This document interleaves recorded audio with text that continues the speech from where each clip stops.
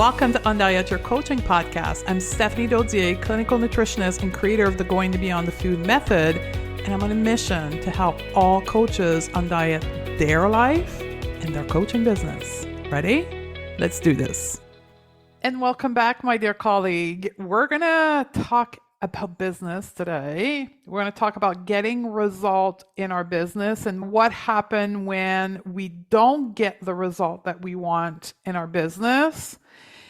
And I want you to also think about that in the context of your client. When your client don't get the result that they think they should get in working with you, either throughout the time that they're working with you, either when you ask them, how's it going, halfway through the package or at the end of the program, and they are not getting the result that they think they should have. And I titled this podcast episode Result Neutrality. And that's the solution. The solution to not experience discomfort, not experience frustration, not experience resentment when you are not getting the result that you think you should have is approaching your result with neutrality. That's the solution. But before getting to the solution, I want to set the stage as to why this is happening, why we're struggling with having a negative, unproductive experience when we're not getting the result we think we should have. And I guarantee you that has already happened in your business. And if you have not yet launched your business, guarantee that it will happen. And the same thing is true also for your client's results. If you haven't had yet a client who told you that they are not happy with the result they're getting in your program, it will happen to you. So I was triggered into writing this podcast because I was coaching this exact circumstance in the Inner Circle Mastermind, our group coaching program for people that are building their coaching business. And one of our students had planned and worked hard, as she described it, very hard in a launch that she was doing. And the result that she experienced by the end of her launch wasn't what she thought it should be. She was experiencing what I call result dissonance, where when you think you should get X results, but you're getting Y results.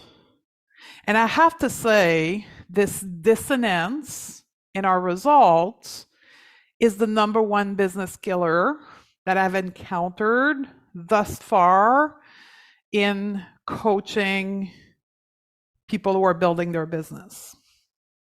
When the result that people are experiencing in their business isn't aligned to their opinion of what they think it should be, too often, unfortunately, people quit. People beat the shit out of themselves, like mentally and emotionally. They're terrible to themselves because they're not getting the result. They haven't created the result they think they should have.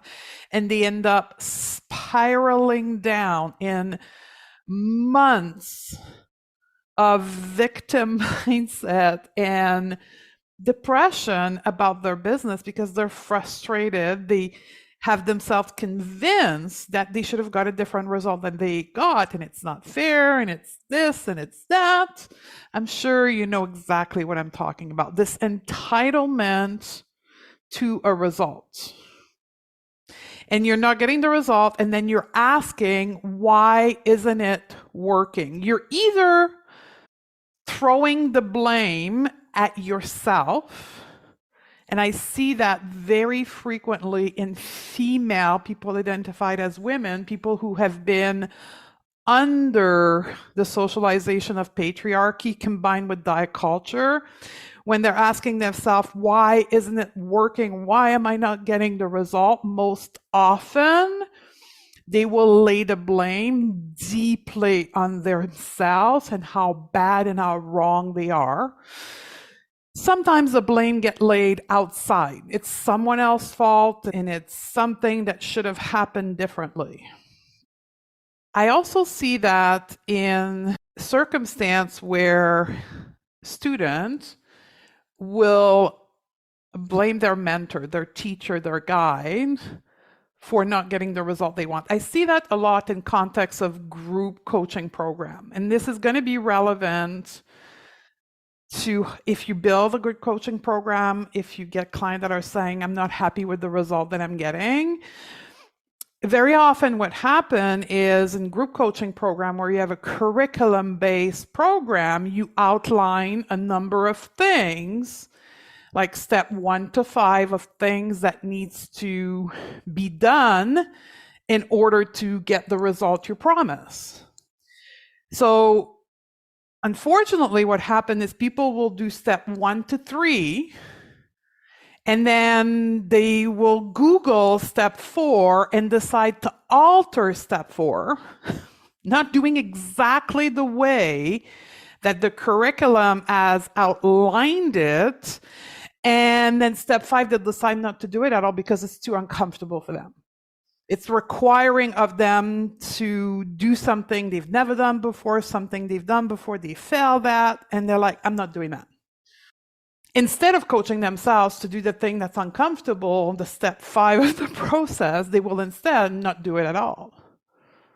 And so they're paying for a curriculum to get the step 1 to 5 to get the result, but they're deciding to only do step 1 to 3.5 and letting go of 3.5, 4, and 5 because they're in a fear of missing out. They're in doubt that they can create the result with this simple step 1 to 5. I hear that over and over and over again in the way we teach business. So we teach business in a very simple way, in a way that is in alignment with what we coach our client with, in a way where our value are aligned, and that ends up giving us a business process that's very simple. And when people go through my curriculum, the first comment is, well, that's too simple. Okay. I'm like, okay, it's too simple. Have you done the step 1 to 5 I'm outlining? No, it's just too simple. How about if we do this? How about if you do step 1 to 5, you execute exactly how I've outlined step 1 to 5, and then you come back to me and you tell me the kind of result you get. But their brain will say, well, it's just too simple, has to be more complicated. When your perspective at the end of the day is that the result that you have should be something else than what it is, and then you have a tantrum about the result that you think you should have versus what you actually have, what really is happening is a form of righteousness.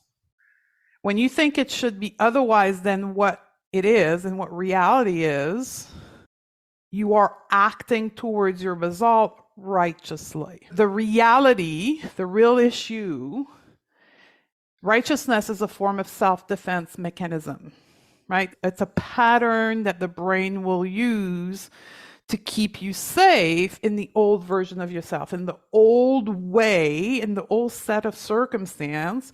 It will make you think righteous thoughts and create righteousness in your emotional body in order for you to stay in the old version of yourself and getting the old result you were getting, because getting the new result is scary to your brain.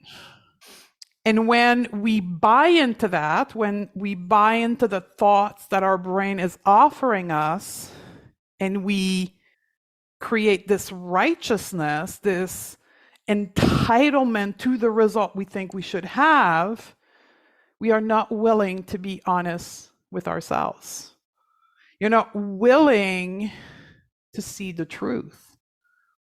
Just like when I was telling you about group curriculum and you buy a group coaching program wanting the result X, and the group leader, the curriculum builder tells you exactly what you need to do, but you decide that you're going to do step 1 to 3.5, but 3.5 and 4, you're going to do a little bit of it, but a little bit of another one, and you're going to skip 5. You're like, but I didn't get the result. Why are you not willing to be honest with yourself and say, well, actually, I only did step 1 to 3.5. I didn't really do 4 and I skipped 5 altogether. And the reason why we're not willing to be honest with ourselves is because we don't live in a state of self-responsibility. And the same thing with your client. When you say this is what you need to do to become an intuitive eater or to become neutral about your body, but they're not willing to do part of it, is because they're likely not in a state of self-responsibility. Self-responsibility is when you are able to look at the result you have, in this case, and look at the action you took and look at the thoughts you were thinking with pure neutrality and say, and evaluate these steps and be honest with yourself without attaching it to your self-worth. Self-responsibility is the opposite of blaming. Blaming is when you look at the result you got and the path you took to get the result you don't want to get, and you look for a guilty party. You look for somebody to blame. You look for somebody to beat the shit out of. Most often it's you. For us as women, we end up looking for how we did things wrong and how we're wrong so we can spend days, if not weeks and months, in self-judgment and self-criticism. Whenever there's self-criticism or judgment present, know that you are in a state of blame. You're not in a state of self-responsibility. And the truth is, it's not your fault. How we do one thing is how we do everything. And how you as the coach, as the business builder, you have been raised in patriarchy and you are a woman, you have been raised to learn to blame yourself and take the blame and look at how you are wrong, not at how other things could be improved to help you. It's about you are wrong, you did something wrong, and you're a bad person. And the same thing with diet culture. That's the whole paradigm of dieting, right? Here's the right way of eating. And if you do it perfectly, you're going to lose weight. 1 + 1 = 2. When the fact is 95% of people will lose a few pounds here and there, but regain it all. And in often case, some more. That is the truth. That's the statistic of the process of dieting. But diet culture is anchored in, if you follow the plan and do it perfectly, the key here, you will get the result. We have been socialized and done this pattern in the rest of our life to get result over and over and over and over again. It's like deep groove and neural pathways in our brain. So it's totally normal that when we come to the circumstance of building our business, we first unconsciously engage in the process of creating result in the same way. It's totally normal. And it's totally normal that we are entitled to think we should get the results in our business, because another thing that our society teaches us is if you work hard, you will get the results, right? No pain, no gain. So you're like, well, I work 50 hours last week on this launch. I spent 15 hours creating those social media posts. I should get the result. People should book a consultation. I'm entitled to it because we've been socially trained to think if we work hard, we're going to get the results. Let me ask you this. What if you weren't entitled to nothing? What if the amount of hours you work in your business doesn't make you entitled to nothing? What if the universe or God doesn't owe you anything? What if instead your thoughts and your feeling influenced the quality of your action towards your goal and created the result? What if, in fact, your thoughts and your emotion, your mental body and your emotional body create the result that you have? And the reason why you have the result that you have is because of the way you were thinking about the goal and the way you were feeling taking the action towards the goal. What if you need to believe twice as much that you were believing when you didn't get the result? What if, in fact, that level of belief was only 50% of what the level of beliefs it needed to be in order to create the result you want? So you're only 50% of the way there. What if you weren't entitled to nothing? What would happen? What would happen if you walked in to setting a goal in your business, or if your client walked into setting a goal with you with no expectation, with no entitlement, with full state of self-responsibility to say, the thoughts and the feeling I experience will create the quality of action I will take, and the sum of the quality of action I will take will create the result. Therefore, if I don't get the result, it's because of my thoughts and my emotion. What if you thought like that? What if you were completely neutral to the results? What would happen? Here's what I think would happen. Here's what I see over and over would happen. Here's what happened in my life, in my business, when my coach taught me to become neutral about my result, that my result meant nothing about me, that setting a goal was simply a container for me to learn about myself and become the next version of myself. What if setting a goal, well, not what if, for me, setting a goal is completely neutral, and whatever the result is at the end is completely neutral. It doesn't mean anything about me. And I chose the title of this podcast to be Result Neutrality because it's the same pattern with your body image. When you can detach yourself from the way your body looked, the size of your body, you can then, as a body neutral person, take action to support your body without attaching the way your body look to your self-worth or your self-esteem.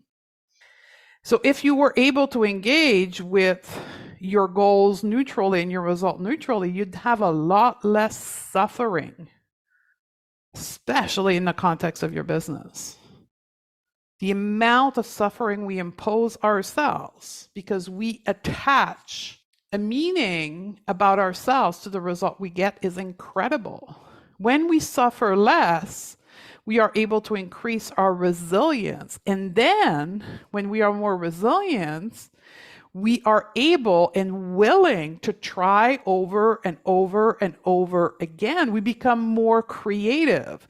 We become failure resistant.